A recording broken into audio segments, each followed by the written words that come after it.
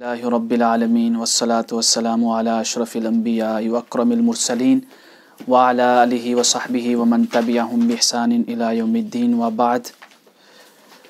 آج 3 فروری 2020 اصول علوم شرعیہ کورس کے نام سے جو ہمارا سلسلہ جاری ہے، جس میں ہم نے اصول فقہ، اصول حدیث اور علم منطق کا انتخاب کیا ہے۔ آج جو عبد عاجز کی کتاب ہے محاضرات فی علم المنطق، اس کا چوتھا لیکچر ہے علم منطق کے تحت، جس میں ہم الفاظ کی بحث کو پڑھیں گے، الفاظ کی اقسام جو ہیں، معانی کی جو اقسام ہیں اس کی۔ اس سے قبل ہم نے 3 لیکچر میں، پہلے لیکچر میں پڑھا تھا کہ مقدمۃ العلم، مقدمۃ الکتاب، اس کے بعد منطق کے جو مبادئ 10 ہیں اس کی وضاحت کی کہ منطق کی تعریف کیا ہے۔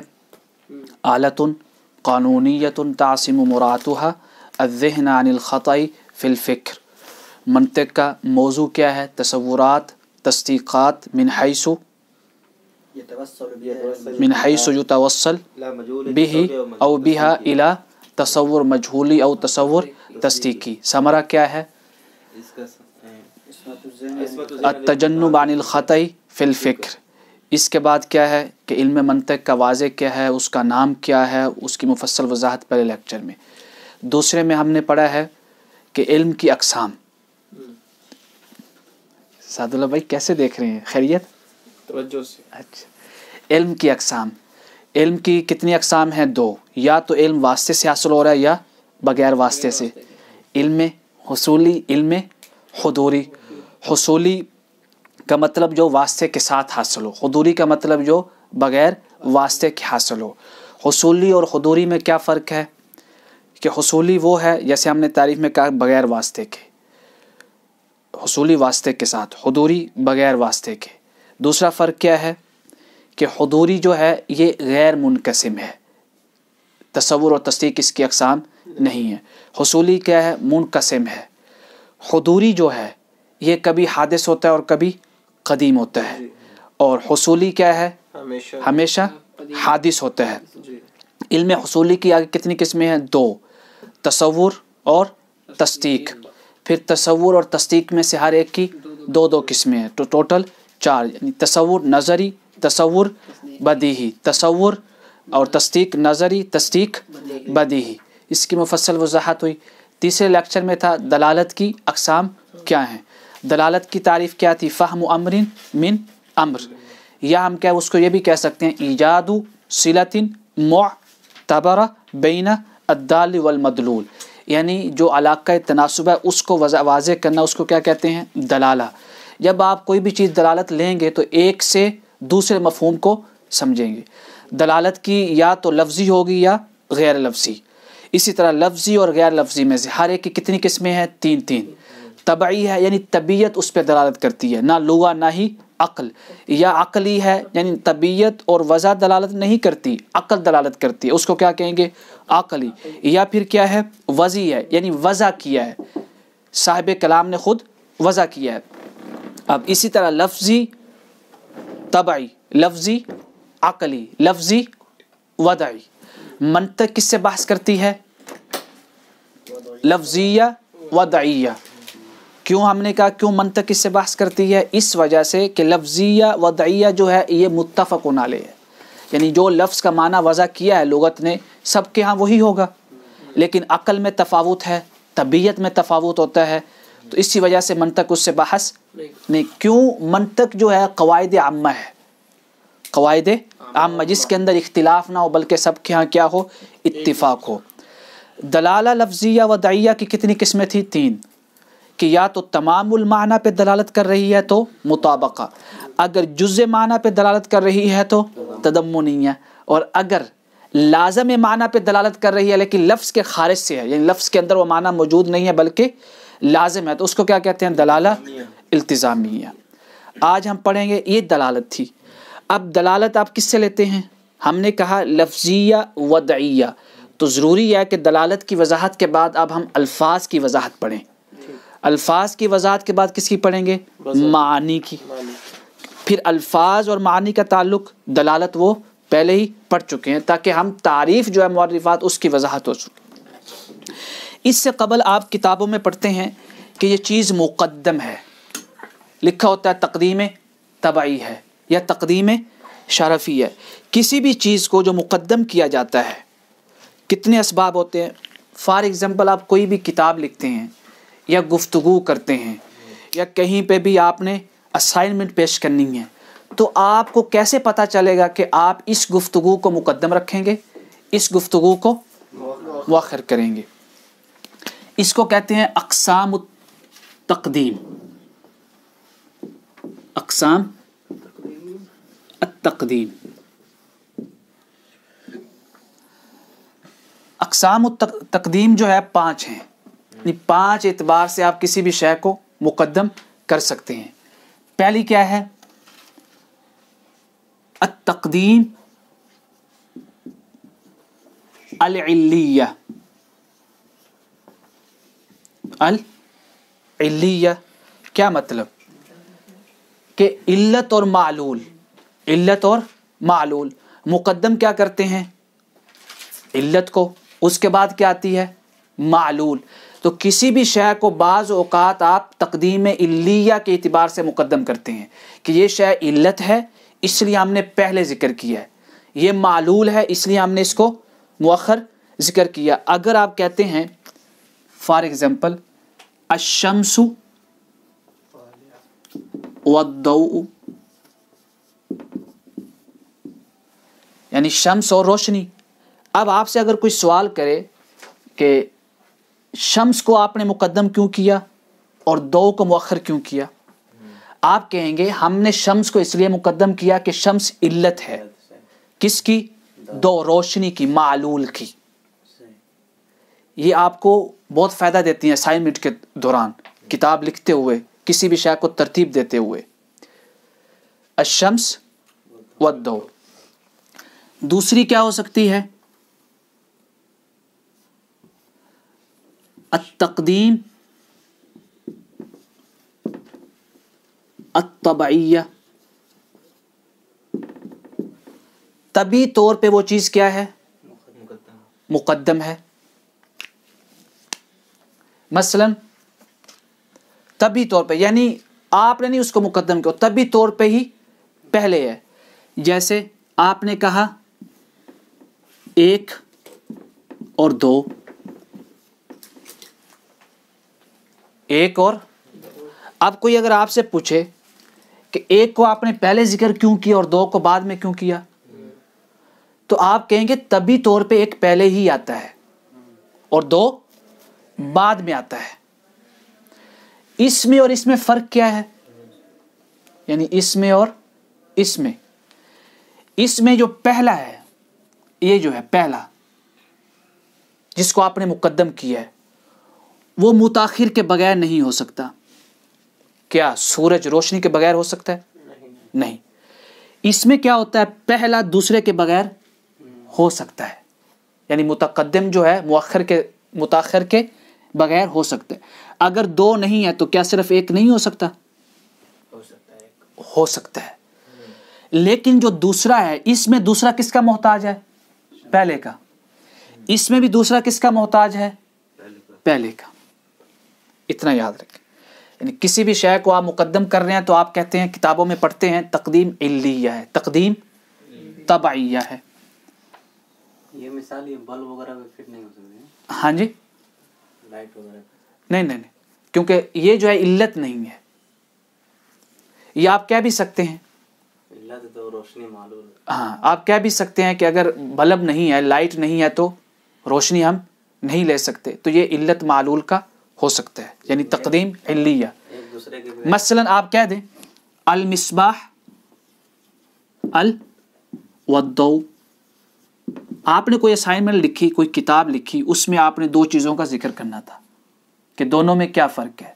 آپ نے پہلے کیا ذکر کر دیا؟ مصباح, دوسرا ضوء. آپ سے پوچھا گیا کہ آپ نے اس کو پہلے ذکر کیوں کیا, اس کو کیوں نہیں کیا؟ تو آپ نے کہا اس لیے کہ یہ کیا ہے؟ تقدیم علیہ ہے, کہ یہ علت ہے. اگر لائٹ نہیں ہے تو روشنی آپ حاصل نہیں کر سکتے. اس کے بعد کیا ہے؟ زمن کے اعتبار سے التقدیم الزمنیہ.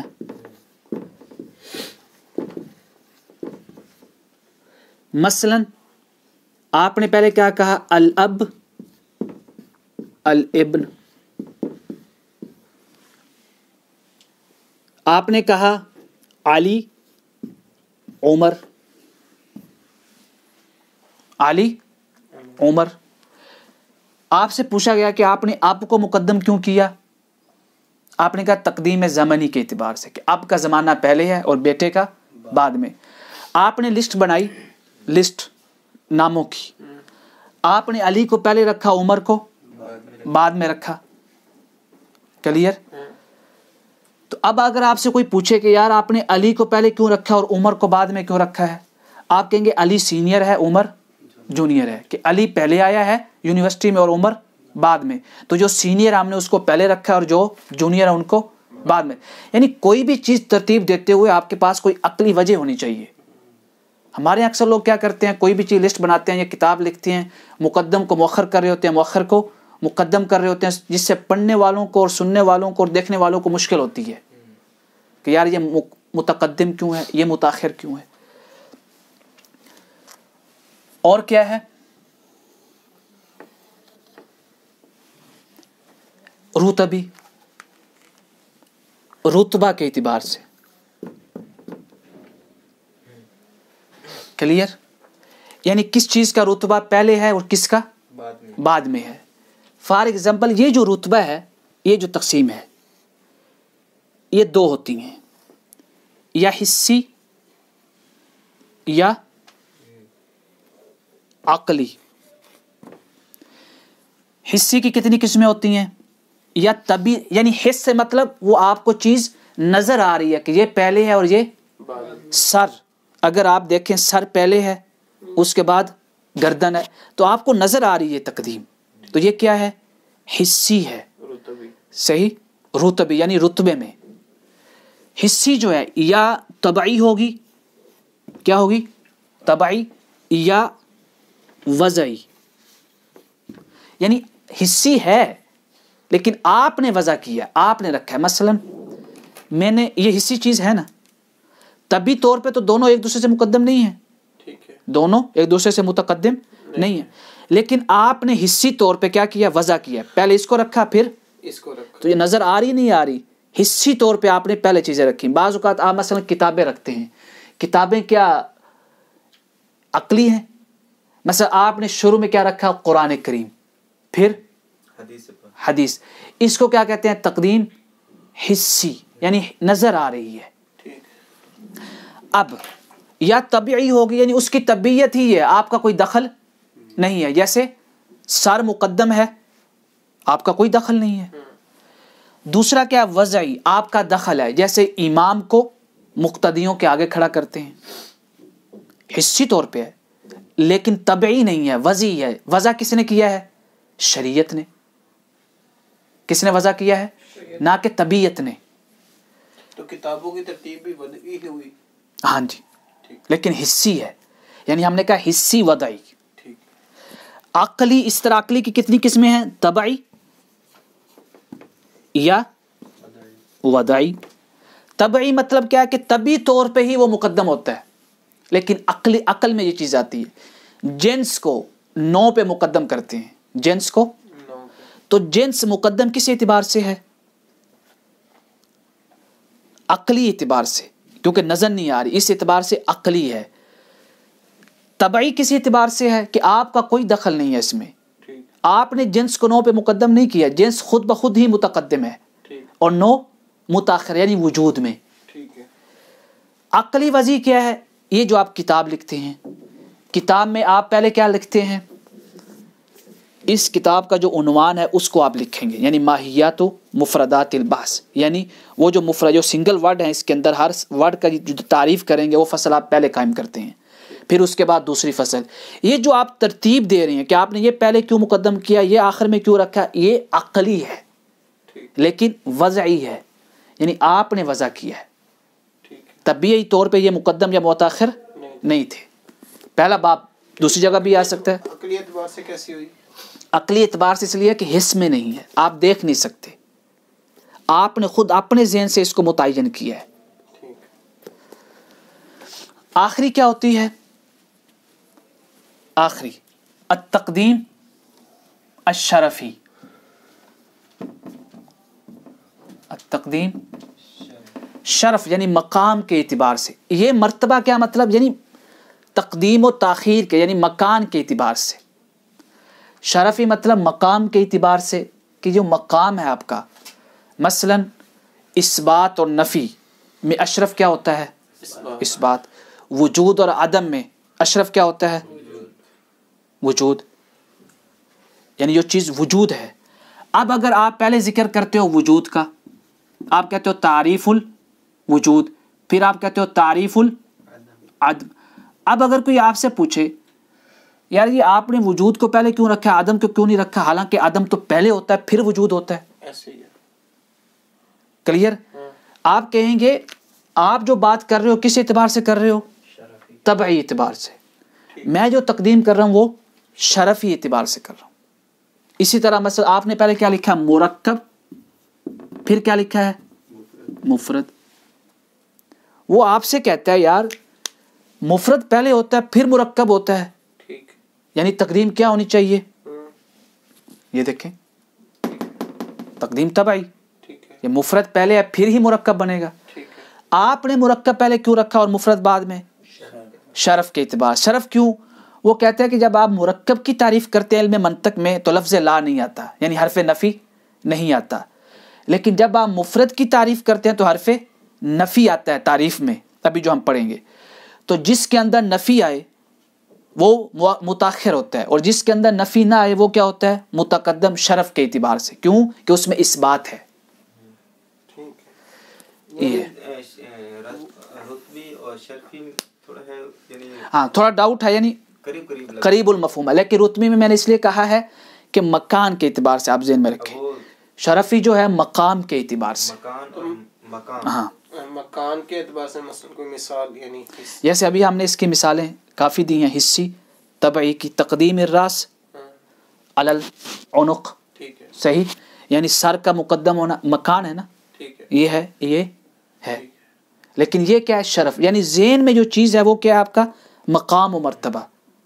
اس کے بعد یا مکان اس کو دیں گے. لیکن یہ من حیث الاصل یعنی ابتدا کے اعتبار سے مکان کا اعتبار ہے اس میں.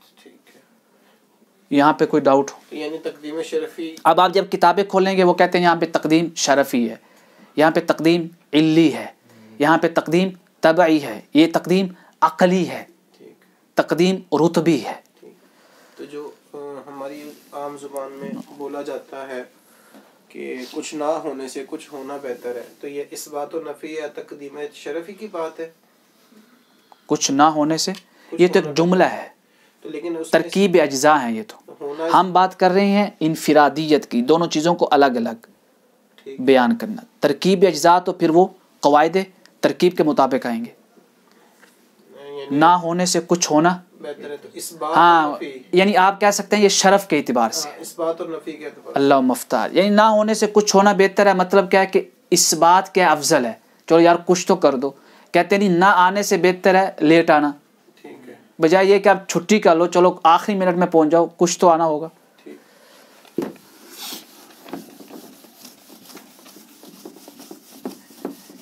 اس کے بعد ہے الفاظ کی تقسیم.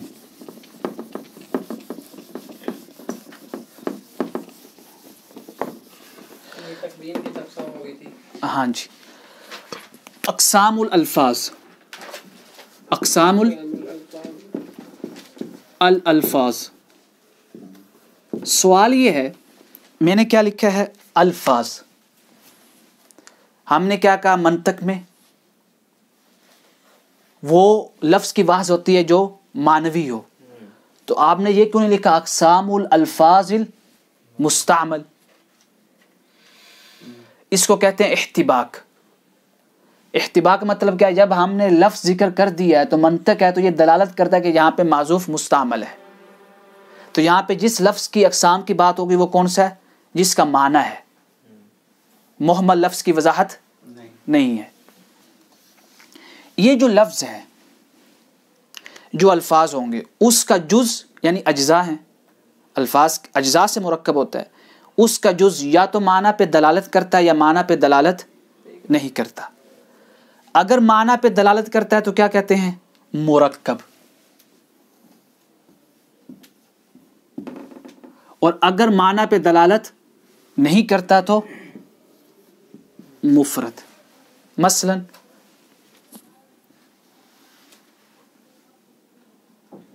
زید قائم،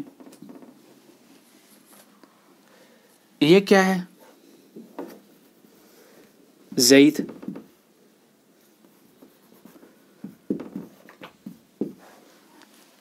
اس کے اجزاء ہیں یا نہیں؟ زید ہے، قائم ہے. زید بھی معنی پہ دلالت کر رہا ہے اور قائم بھی معنی پہ دلالت کر رہا ہے، اس لیے اس کو کیا کہتے ہیں؟ مرکب. تو مرکب کی کیا تعریف ہوگی؟ ما یدل جزءہ علی جزء معنی، یعنی جس کا جز معنی پہ دلالت کرے. اور اس میں کیا آ جائے گی؟ ما لا، تو حرف نفی آ گیا. تو زید میں اجزاء ہے یا نہیں ہے؟ زا، یا، دال، صرف یہی اجزاء بنتے ہیں. اس میں کیا تھا؟ زید ایک جز ہے، قائم دوسرا جز ہے. اس اعتبار سے اگر صرف زید کو دیکھیں گے اور قائم کو دیکھیں گے تو نہیں ہے اس میں. لیکن ایسا کوئی جز نہیں ہے جو معنی پہ. کیا زا کا کوئی معنی ہے؟ یا کا کوئی معنی ہے؟ دال کا کوئی معنی ہے؟ نہیں ہے. اس کو کیا کہتے ہیں؟ مفرد.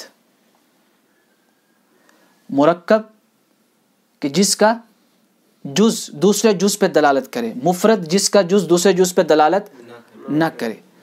اب سوال ہے، عبداللہ، عبداللہ یہ مرکب ہے یا مفرد ہے؟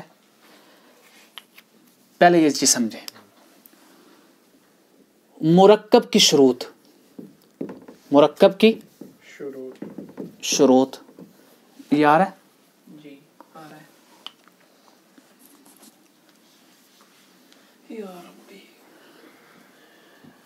ایک ہوتا ہے علم منطق میں مرکب اور دوسرا نحو میں مرکب. نحو میں جو مرکب ہوتا ہے الفاظ کے اعتبار سے ہوتا ہے. مثلا عبد، اللہ، دو جز ہیں، صحیح. لیکن نحو میں مرکب کس اعتبار سے ہوتا ہے؟ معنی کے اعتبار سے. وہ کیسے؟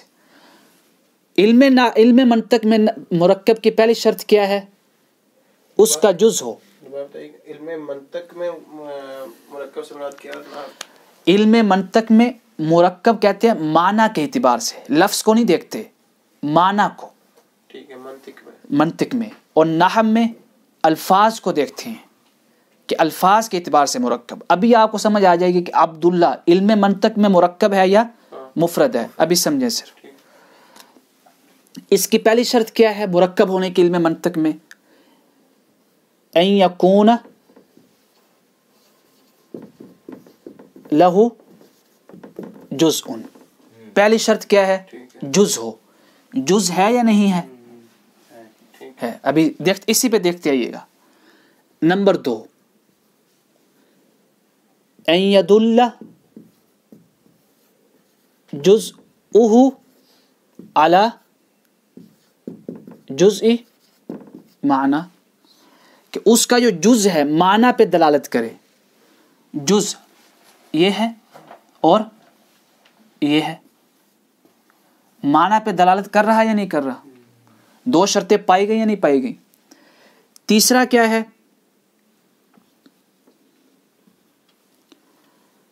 ان یکون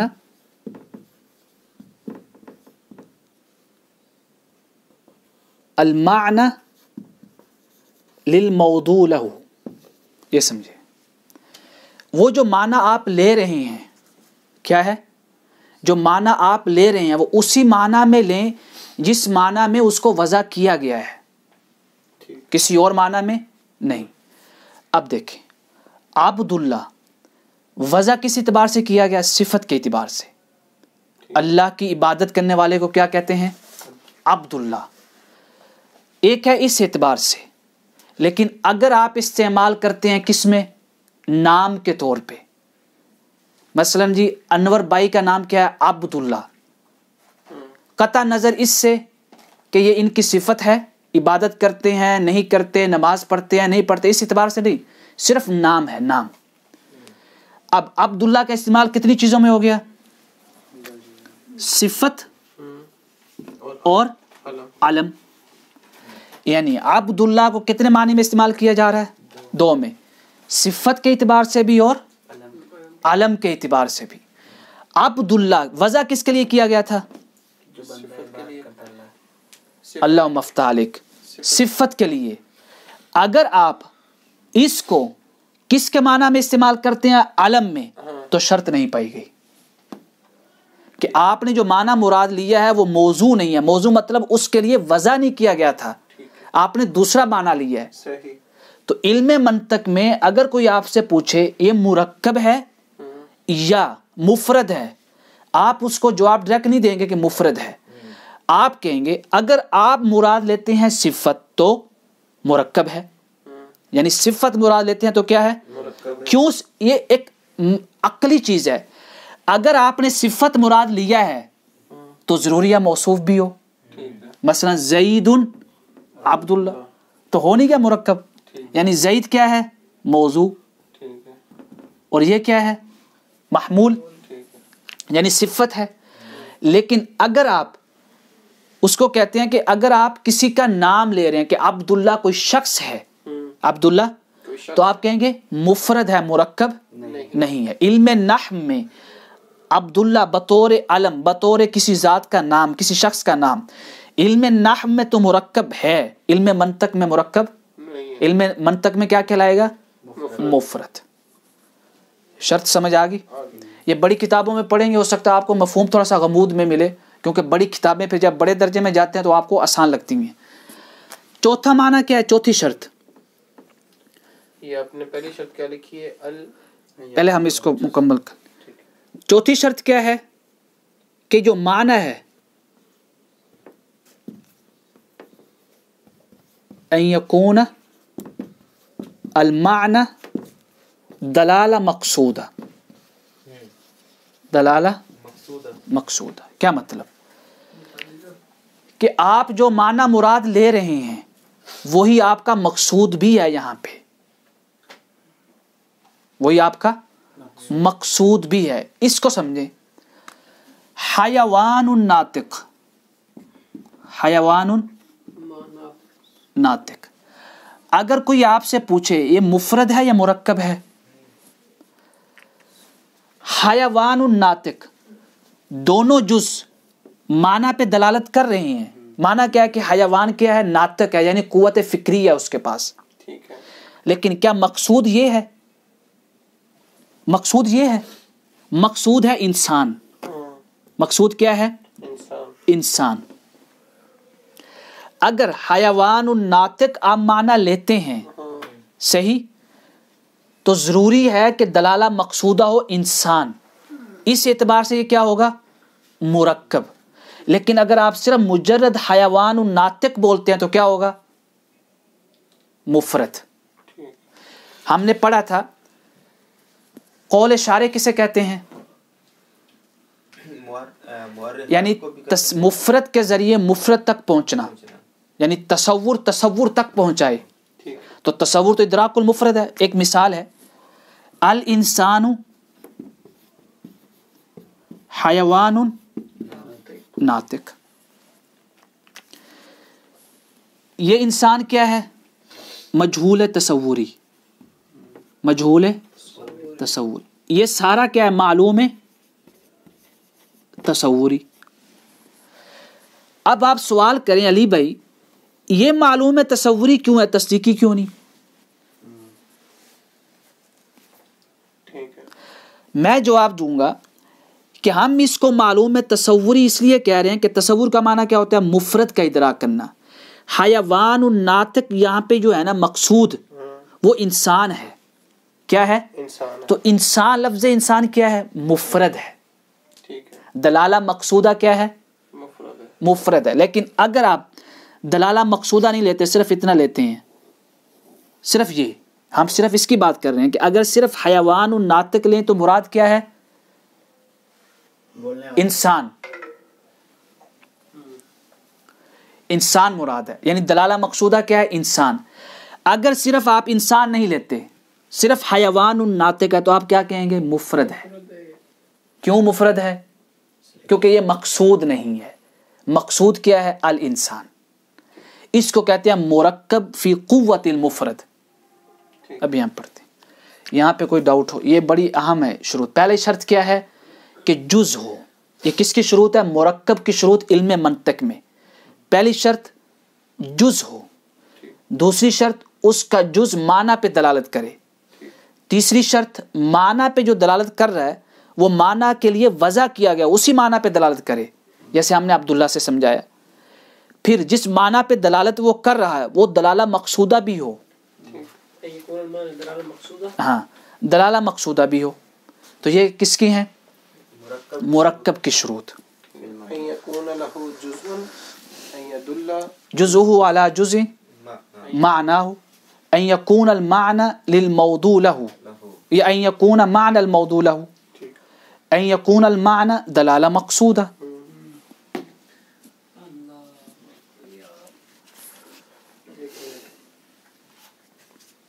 لکھ لیں یا پکچر بنا لیں، بعد میں لکھ لیں۔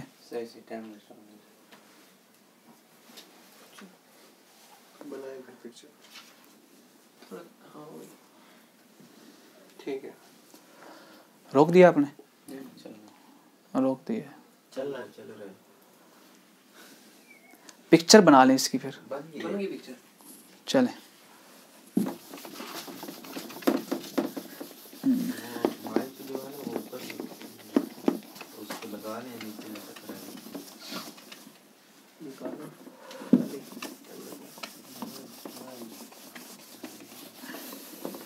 یہ کس کی شروط تھی؟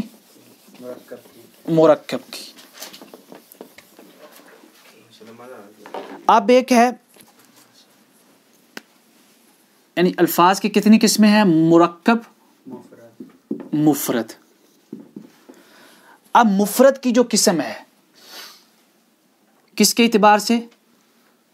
باعتبار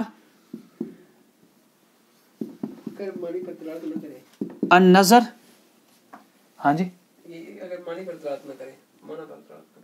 نہیں اس کا جز معنی پہ دلالت نہ کرے، کیونکہ اگر معنی پہ دلالت نہیں کرے گا تو لفظ محمل ہو جائے گا، تو پھر اس کی تقسیم ہم نہیں کر پائیں گے۔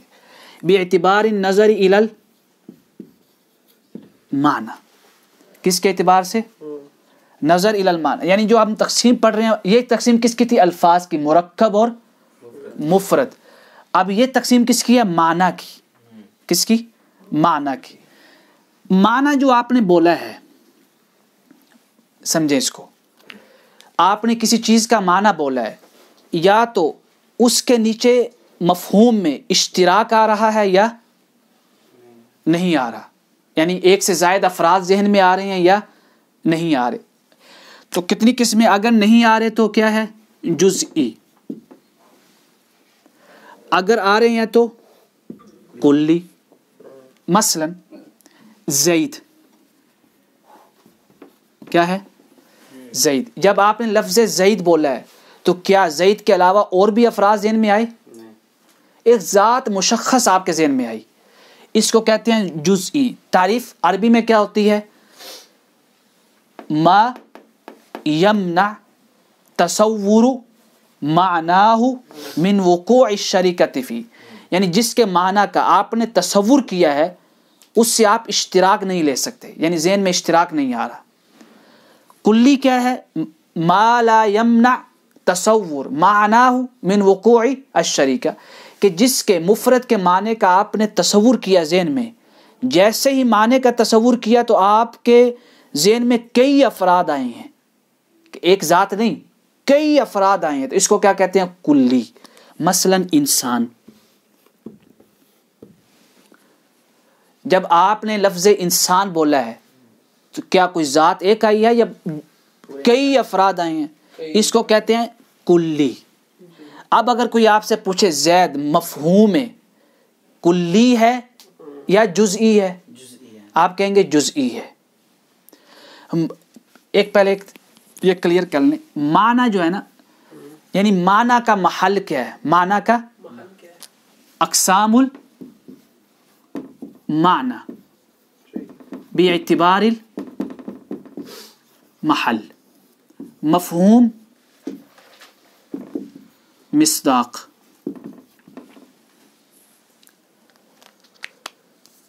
اگر معنی صرف ذہن میں ہے، صرف کہاں پہ ہے؟ ذہن میں، تو کیا ہے؟ مفہوم۔ مفہوم کہتے ہیں ذہن کے اعتبار سے جو معنی ہے، یعنی ذہن کے اندر جو معنی ہے۔ مصداق کسے کہتے ہیں؟ اس معنی کا اگر خارج میں وجود ہے تو اس کو مصداق کہتے ہیں۔ کہتے نہیں یار اس کا مصداق نہیں ہے، یہ کسی شے پہ صادق نہیں آ رہی۔ آپ نے نار سنا، لفظ النار یعنی آگ، جب آپ نے لفظ نار سنا فوراً جو ذہن میں آئی چیز وہ مفہوم ہے۔ جب آپ نے آگ دیکھی تو مصداق صحیح، یہ کیا ہے؟ مصداق ہے۔ کیوں؟ اب وہ جو معنی آپ کے ذہن میں تھا اس کا وجود خارج میں ہے، اس کا وجود۔ اب آپ سمجھے علم الفلسفہ میں کیا بولا جاتا ہے؟ نظریت المعرفہ، کہ معرفت کسے کہتے ہیں؟ سمجھے، معرفت اسی کا نام ہے کہ جو ذہن میں معنی ہے، جس طرح آپ نے سوچا تھا اگر اسی طرح مصداق میں بھی ہے تو کیا ہے؟ مطابقہ ہے۔ کیا ہے؟ یعنی ذہنی معنی اور خارجی معنی کیا ہو گیا؟ وجود، مطابقت ہو گئی آپس میں۔ ایک شخص ہے، اس کو آپ نے کہا قلم، اس کے ذہن میں کیا آیا؟ یہ تصور آیا کہ قلم اس طرح کی ہوتی ہے۔ جب آپ نے اس کو دکھایا کہ یہ قلم ہے، وہ جو ذہن میں مفہوم تھا وہ اور یہ وجود دونوں آپس میں مل گئے۔ جیسے آپ مثلا نام لیتے ہو، علی بھائی آپ فلاں کو جانتے ہیں؟ تو میں نے کہا ہاں جانتا ہوں اس طرح۔ آپ کہتے ہیں نہیں وہ کوئی اور ہے، آپ جو کہہ رہے ہو وہ نہیں۔ تو یہاں پہ کیا ہے؟ جو ذہن میں معنی آ رہا ہے اور خارج کے معنی کے ساتھ مطابقت نہیں ہو رہی، اس کو کہتے ہیں جہالت، کہ آپ کو معلوم نہیں ہے۔ مطابقہ کیا ہے؟ ذہنی معنی اور خارجی وجود میں موافقت ہو۔ جب مطابقت ہوگی تو مطابقت کو کہتے ہیں نظریت المعرفہ، اور اگر مطابقت نہیں ہے تو اس کو کیا کہتے ہیں؟ جہل۔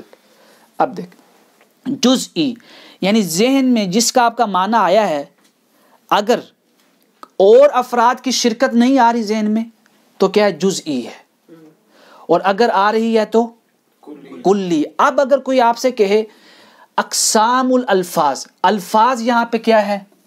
مقسم۔ کیا ہے؟ تو مقسم وہ تعریف کیا کرتے ہیں؟ المفہوم الکلی، المفہوم الکلی۔ اب آپ کو کلیئر ہونا چاہیے کہ کیا معنی المفہوم الکلی۔ مفہوم معنی ذہن میں معنی جو ہے اس کے اندر کئی قسم کے افراد آ رہے ہیں، کئی قسم کے۔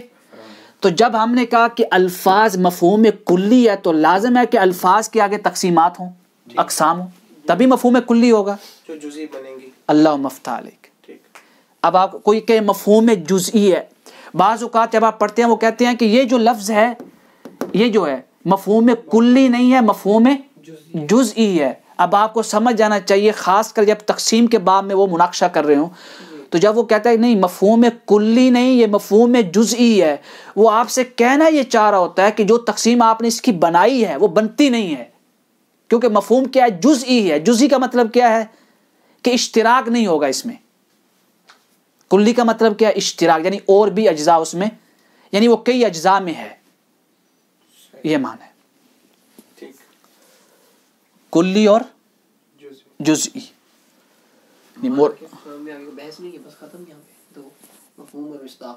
یہاں پہ کلیئر کریں پہلے، اچھا یہ کلیئر ہے، آپ نے وہ پہلے کلیئر کریں اس کے بعد یہ کریں۔ وہ ہم نے کر دی ہاں، اللہ مفتح علیہ۔ یعنی مفہوم اور مصداق یہ ہم نے پڑھ لی ہے، یعنی اسی پہ یہ منحصر ہے، جزئی اور کلی۔ اب آگے آ جائیں، یہ جو کلی ہے جی کیا ہے؟ کلی۔ کلی ہم نے کیا کہا ہے؟ اشتراک ہے۔ کیا ہے؟ اشتراک۔ اب یہ جو اشتراک آپ کے ذہن میں آیا ہے اس کا وجود یا خارج میں ہے یا نہیں ہے، تو کتنی قسمیں ہوگی؟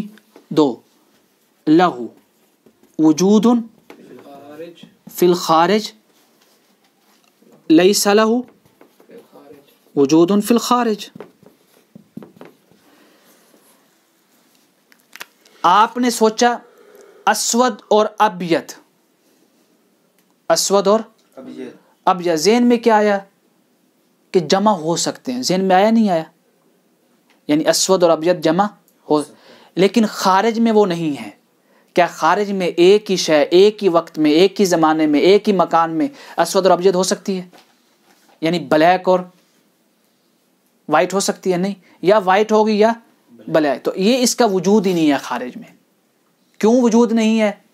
مستحیل ہے. کیا ہے؟ مستحیل. یعنی یا تو وجود خارج میں نہیں ہے استحالہ کی وجہ سے یا جواز کی وجہ سے. یعنی یا تو اس کا وجود خارج میں مستحیل ہے، یا کیا ہے کہ وجود ہو سکتا ہے لیکن ہے نہیں. یعنی جائز ہے، یعنی اللہ چاہے تو پیدا کر سکتا ہے لیکن ہے نہیں. تو اس کو کیا کہتے ہیں؟ جواز. اب جس کا وجود خارج میں ہے اس کی کتنی قسمیں ہوں گی؟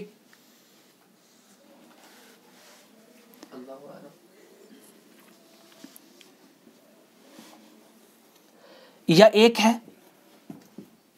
یا ایک سے زائد ہے. اگر ایک ہے ایک سے زائد نہیں ہے، یا تو استحالہ کی وجہ سے نہیں ہے یعنی مستحیل ہے کہ ایک سے زائد ہونا، یا کیا ہے جواز کی وجہ سے. مثلا اللہ تعالی جب آپ نے لفظ الہ سوچا تو ذہن میں تصور آیا ایک سے زائد. صحیح. اس میں بھی آپ لے سکتے ہیں کہ خارج میں اس کا وجود یہاں پہ کیا ایک ہے. کیا ہے؟ یعنی اللہ ایک ہے، الہ ایک ہے، ایک سے زائد مستحیل ہے. لیکن آپ کہیں گے یہ جو پھر موجود ہیں عبادت تو ہوتی ہے جھوٹے خداؤں کی بھی، تو ہم کہیں گے وہ باطل ہے. ہم کہہ رہے ہیں نظریہ مطابقہ کے اعتبار سے، یعنی معرفت کے اعتبار سے، کہ وہ جو مفہوم الہ ہے وہ ان میں نہیں ہے. اس لیے ایک سے زائد. تو اب آپ سے کوئی پوچھے الہ، یہ جو ہے لفظ الہ مفہوم کلی ہے یا جزئی ہے؟ سب سے پہلے تو آپ نے مفہوم کا معنی آ گیا کہ ذہن میں سوچنا ہے. پھر جب ذہن میں معنی آ گیا کلی اور جزئی، اس کے بعد کہ معنی سوچنے کے بعد کیا افراد ایک سے زائد ذہن میں آ رہے ہیں یا ایک ہی آ رہا ہے؟ ایک ہی آ رہا ہے. کیسے ایک آ رہا ہے؟ الہ اگر آپ نے ذہن میں سوچا ہے تو ذہن میں آپ خارج کے اعتبار سے کہہ رہے ہیں. ذہن میں تو کوئی بھی الہ ہو سکتا ہے، ایک سے زائد بھی ہو سکتے ہیں. صحیح. تو آپ کیا کہیں گے؟ مفہوم کلی ہے. مفہوم کلی. اور کلی کی کون سی قسم ہے؟ لہو فرد واحد، کہ اس کا ایک ہی فرد ہے خارج میں. وہ کیا ہے؟ اللہ رب العزت کی ذات. کلیئر ہو گیا؟ یا کیا ہے جواز. یہاں تک تو آپ نے بتا دیا کہ مفہوم کلی ہے اور ایک ہے، اس کا خارج میں وجود ایک ہے. اب اس کے بعد یہ استحالہ اور جواز میں سے کیا بنے گا کہ یہ مستحیل. آپ کہیں گے مفہوم کلی خارجی صحیح مستحیل. جواز یعنی فرد ایک ہے لیکن جائز ہے کہ ایک سے زائد بھی ہو سکتے ہیں. مثلا شمس، سورج. سورج آپ نے کہا سورج تو ذہن میں کیا آ رہا ہے؟ خارجی وجود کو چھوڑیں ابھی. ویسے آپ نے سوچا شمس تو ایک سے زائد بھی ذہن میں آ رہے ہیں. لیکن جب آپ نے دیکھا خارج میں تو کیا ہے؟ ایک ہے. یہ جو صرف ایک ہے، ایک سے زائد نہیں ہے، استحالہ کی وجہ سے ہے یا جواز کی وجہ سے ہے؟ یعنی جائز ہے کہ اللہ تعالیٰ ایک سے زائد سورج بھی بنا سکتا ہے لیکن اس نے نہیں بنائے. کیوں نہیں بنائے؟ کیونکہ اس کی سنت ہے. وَلَن تَجِدَ لِسُنَّتِ اللَّهِ تَبْدِيلًا. کلیئر ہو گیا؟ استحالہ اور جواز کس کی قسمیں ہیں؟ حکم عقلی کی. حکم عقلی کی کتنی قسمیں ہوتی ہیں؟ یا تو کوئی شے ہمیشہ وجود میں رہے گی، اس کے اوپر کبھی عدم نہیں آیا، اس کو کیا کہتے ہیں؟ واجب الوجود. وہ کیا ہے؟ اللہ رب العزت کی ذات. یا کسی شے کا وجود ہو ہی نہیں سکتا، وہ کیا ہے؟ مستحیل، یعنی لا يقبل الوجود ابدا. جواز کا مطلب کیا ہے؟ ہم جواز فقہی والا نہیں پڑھ رہے، منطق والا. جواز کا مطلب کیا ہے؟ کہ وجود اور عدم دونوں ہی ہو سکتے ہیں. جیسے شمس مخلوق، یہ کیا ہے؟ جواز کے حکم میں ہے. اگر وجود فی الخارج ہے یا متناہی ہے یا غیر متناہی ہے. یہ وجود فی الخارج میں. ہاں. انسان متناہی ہیں یا غیر متناہی ہیں؟ یعنی آبادی گنی جا سکتی ہے ان کی. غیر متناہی جنت کی نعمتیں، جنت کی نعمتیں غیر متناہی ہیں. جب بھی کوئی ذہن میں خیال کرے گا نعمت فوراً وجود میں آ جائے گی. تو یہ غیر متناہی اس اعتبار سے. یہاں پہ کوئی اور ڈاؤٹ؟ تو اثر جو ہے مفہوم میں ہوتا ہے یا مصداق پہ؟ اثر مصداق پہ، یعنی جو چیز خارج میں اسی پہ اثر مترتب ہوگا. اگر آپ نے آگ کے بارے میں ذہن میں سوچا تو کیا آپ کے ذہن کو جلائے گی آگ؟ نہیں.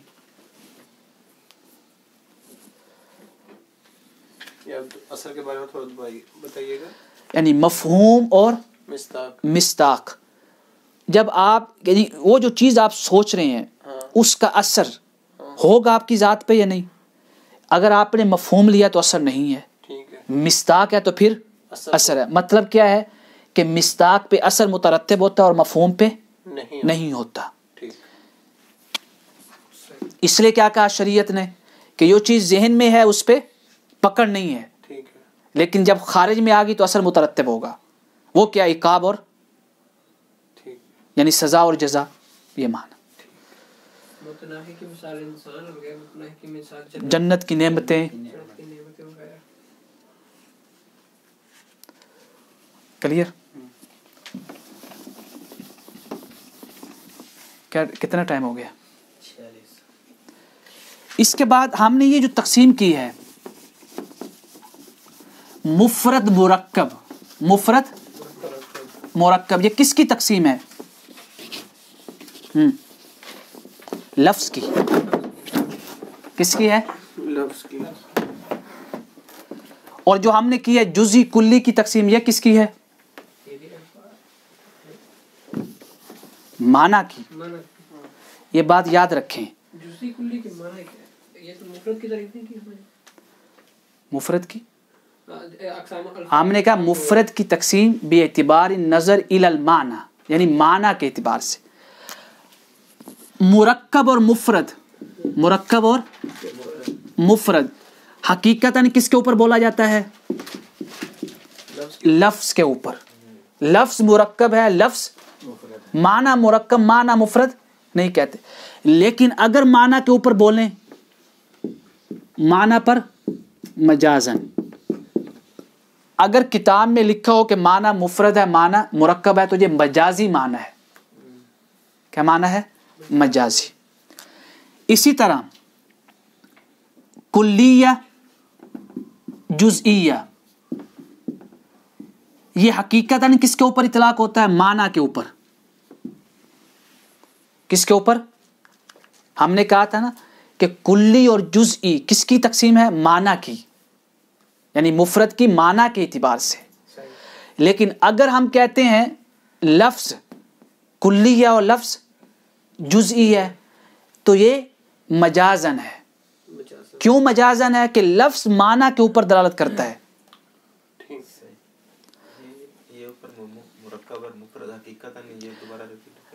ہم جب کہیں گے کہ یہ چیز مرکب ہے، یہ مفرد ہے، اگر ہم کہتے ہیں مرکب اور مفرد لفظ کے اطلاق کے لیے حقیقتاً آتا ہے، یعنی اصلاً یہ کہا جاتا ہے لفظ مرکب ہے، لفظ یہ نہیں کہا جاتا معنی مرکب ہے، معنی، بلکہ معنی کے لیے کیا بولتے ہیں؟ معنی کلی ہے یا معنی جزئی ہے. اگر آپ عکس کریں گے یعنی معنی مفرد بولیں گے تو مجاز ہے، اسی طرح لفظ جزئی لفظ کلی بولیں گے تو مجاز ہے. حقیقی آپ نے سمجھ لیا کہ حقیقی مرکب اور مفرد کا اطلاق لفظ کے لیے ہوتا ہے کہ لفظ کو ہم کہتے ہیں کہ مرکب ہے یا مفرد ہے. جزئی کلی کا اطلاق معنی کے لیے ہوتا ہے کہ ہم معنی کو کہتے ہیں کہ معنی کلی ہے یا معنی جزئی ہے.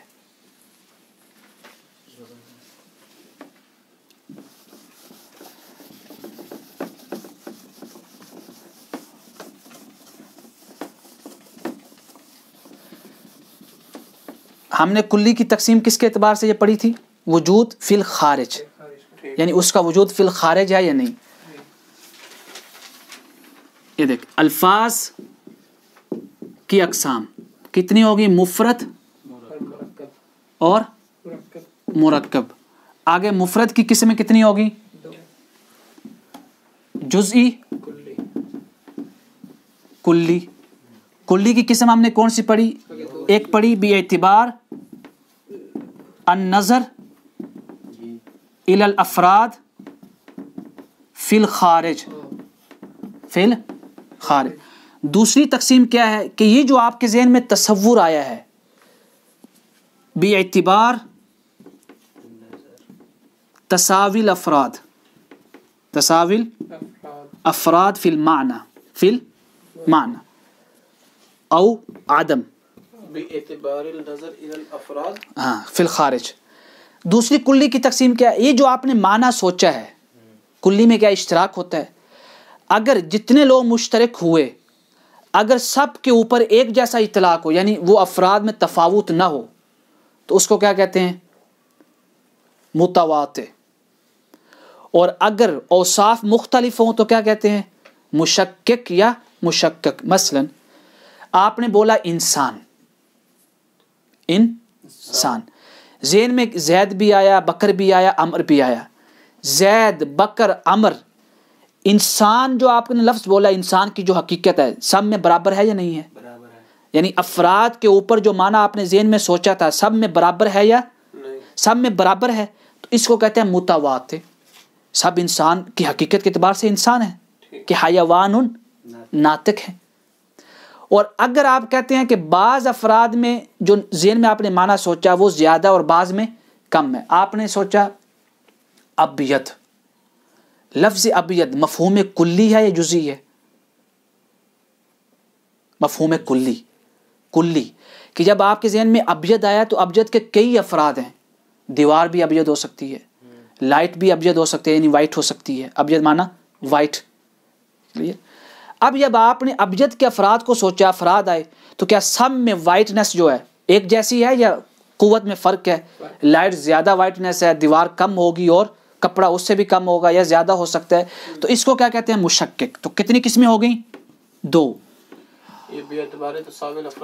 हाँ जी, मुशक्किक और मुतवा। ये आपको बहुत मिलेगा किताबों में और कुतुब फ़िक़्ह में भी कि मफ़हूम कुल्ली मुशक्किक, मफ़हूम कुल्ली मुतवातिर।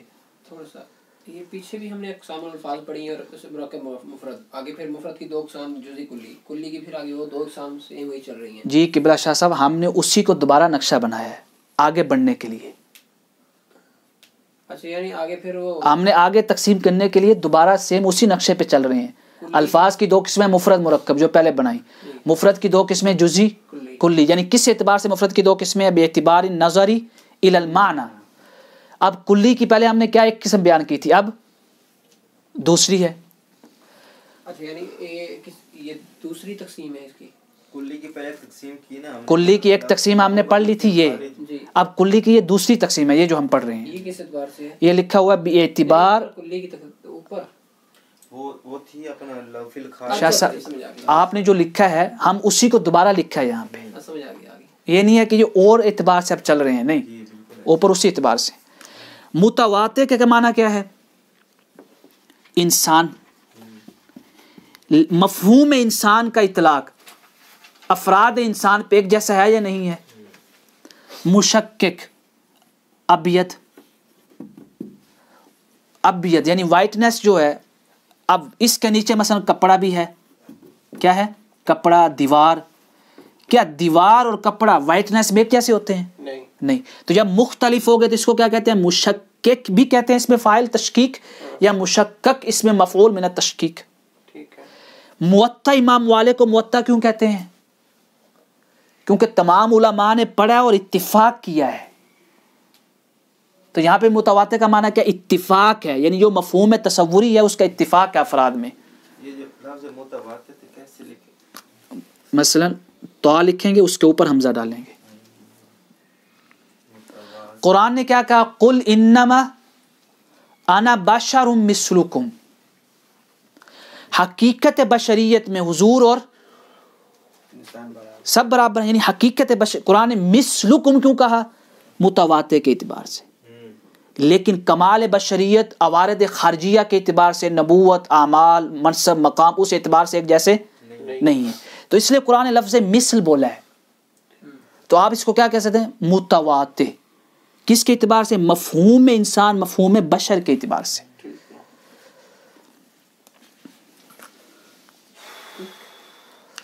مرکب کی کتنی قسمیں ہو گئیں؟ مرکب کی 2. مرکب المحض،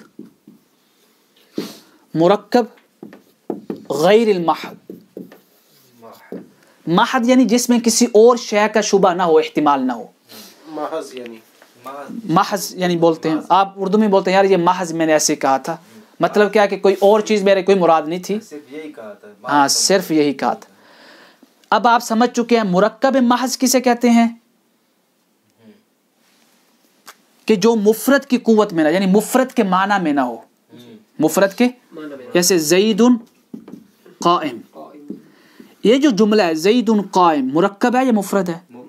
مرکب ہے. کیا زید قائم کسی اور جملے میں آتا ہے، یعنی کسی اور کے مفہوم کے لیے ہے؟ نہیں. یعنی دلالہ مقصودہ بھی یہی ہے. مرکب غیر المحض کیا ہوتا ہے؟ کہ ایسا مرکب جو مفرد کے معنی میں ہو. مثلا ہم نے کہا حیوان ناطق، مرکب کی شروط میں کیا تھی؟ دلالہ مقصودہ ہو. زید قائم کی یہاں پہ دلالہ مقصودہ ہے، لیکن جب ہم نے کہا حیوان ناطق تو یہ دلالہ مقصودہ نہیں ہے. مقصود کیا ہے؟ انسان. کیا ہے؟ انسان. یہ جو انسان آپ نے مراد لیا یہ مفرد ہے یا نہیں؟ تو یہ جو مرکب ہے یہ قوت المفرد ہے، یعنی ایک مفرد کا معنی دے رہا ہے. یہ ہے مرکب محض اور مرکب غیر محض. بعض کا جب آپ بولتے ہیں کہ مرکب فی قوت المفرد تو آپ کو کوشش کرنی ہوگی کہ اگر مصنف بیان کرتا ہے کوئی مفرد تو ٹھیک ہے، پھر آپ کو خود ڈھونڈنا ہوتا ہے کہ یہ کس. مثلا میں کہوں الجسم الحس المتحرک بالارادۃ ناطق، یہ جو میں نے اتنا بڑا لفظ بولا ہے الجسم الحس المتحرک بالارادہ، یہ مرکب ہے یا نہیں ہے؟ مرکب. لیکن قوت مفرد میں ہے کہ الجسم الحس المتحرک بالارادہ سے کیا مراد ہے؟ انسان. کہ یہ جو مرکب ہے یہ دلالہ مقصودہ نہیں ہے. مقصود کیا ہے؟ انسان. ہم نے اس لیے مرکب کی شروط میں. یہ جو جزئی ہے، جزئی کی کتنی قسمیں ہو گئیں؟ 2. یا حقیقی ہے یا اضافی ہے. کیا معنی حقیقی؟ کہ حقیقتاً ہی وہ جز ہے، یعنی اپنی ذات کے اعتبار سے وہ جز ہے. مثلا زید کیا ہے؟ زید کو اگر آپ بغیر کسی عوارض کے دیکھیں، صرف زید کے اوپر نظر رکھیں تو جز ہے یا نہیں ہے؟ تو یہ جز حقیقی ہے. جز اضافی کا مطلب کیا ہوتا ہے؟ کہ فی ذاتی تو وہ جز نہیں ہے، لیکن کسی اور کے اعتبار سے وہ جز بنتا ہے. ہم نے لکھا الانسان، انسان کو ہم نے کیا لکھا تھا؟ کلی. لیکن یہاں پہ ہم نے کیا لکھا ہے؟ جزئی اضافی. کہ انسان جو ہے نا اگر صرف انسان کو دیکھیں تو کلی ہے، اگر اس انسان کے اوپر جو ہے حیوان آتا ہے، اگر اسی انسان کو حیوان کے اعتبار سے دیکھیں تو جزئی ہے کہ یہ حیوان عام ہے، یعنی دائرہ کار وسیع ہے، انسان کا دائرہ کار کم ہے. تو لہٰذا انسان حیوان کی بنسبت کیا ہوا؟ جز. یعنی حیوان کا جز ہے انسان، کل کیونکہ فرس بھی ہیں، حمار دیگر سب کچھ بھی ہیں. اگر دوسرے کی نظر کے اعتبار یعنی دوسرے کے اعتبار سے کوئی چیز جز کہلائے تو اس کو اضافی کہتے ہیں. اگر کوئی اپنی ذات کے اعتبار سے جز ہو جیسے زید ہے تو اسے حقیقی کہتے ہیں. یہ مرکب غیر المحض تھوڑا مرکب غیر المحض یعنی اس کے اندر کسی غیر کا احتمال ہے. مرکب ہے لیکن غیر کا احتمال ہے. حیوان الناطق مرکب ہے لیکن احتمال کیا ہے؟ کہ مقصود انسان ہے، یعنی غیر لفظ. ہاں جی، غیر لفظ اس میں غیر کا احتمال ہو. غیر کا احتمال. غیر لفظ کا احتمال یعنی مرکب آپ اس میں غیر مرکب کا غیر کیا ہے؟ مفرد. یعنی ایسا مرکب جس کے اندر مفرد کا احتمال ہو. یہ ہے ساری تقسیم. یہاں پہ کوئی کوشچن ہو؟ یہ حقیقی اضافی ابھی تھوڑا سا اگر ہو سکے تو بتا دیں. جیسے پہلے بتایا تھا وہ تو لکھا ہے. حقیقی ہم کہتے ہیں کہ جس کو آپ جز بول رہے ہیں صرف اسی کو دیکھیں، اس کے دائیں بائیں لیفٹ رائٹ نہ دیکھیں.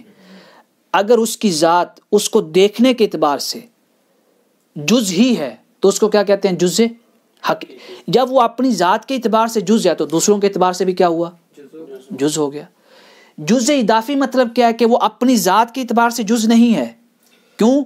کہ اس کے نیچے کئی افراد ہیں. لیکن جب آپ نے اس کو اس ذات کے اعتبار سے دیکھا جو اس سے زیادہ عام تھی، یعنی دائرہ کار وسیع تھا، تو اس کے مقابلے میں کیا ہوا؟ جیسے مثلا کہتے ہیں یار آپ بہت بڑے عالم ہیں، ماشاءاللہ آپ بہت بڑے عالم.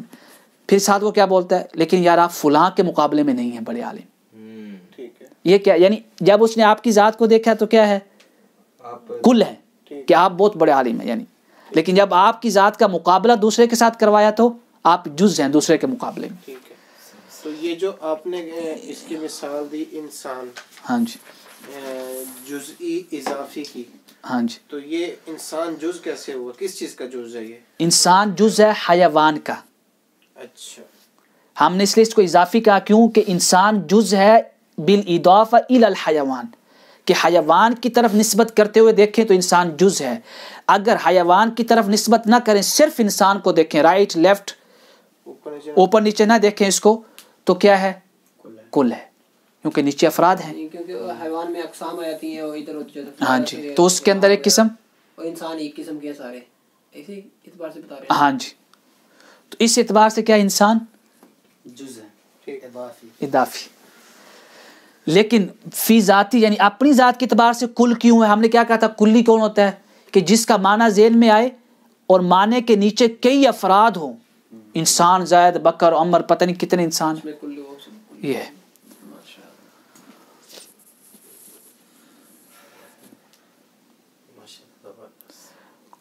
اس میں کوئی ہو، یہ ہے ہماری الفاظ کی وضاحت.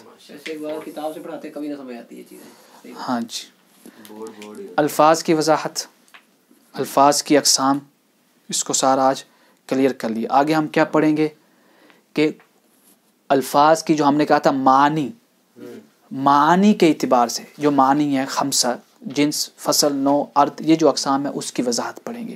اور سلسلۃ الکلیات پڑھیں گے، سلسلۃ الکلیات. اللہ تعالیٰ کی حضور دعا ہے کہ رب کائنات ہمارا پڑھنا اپنی بارگاہ میں قبول فرمائے. السلام علیکم ورحمۃ اللہ وبرکاتہ.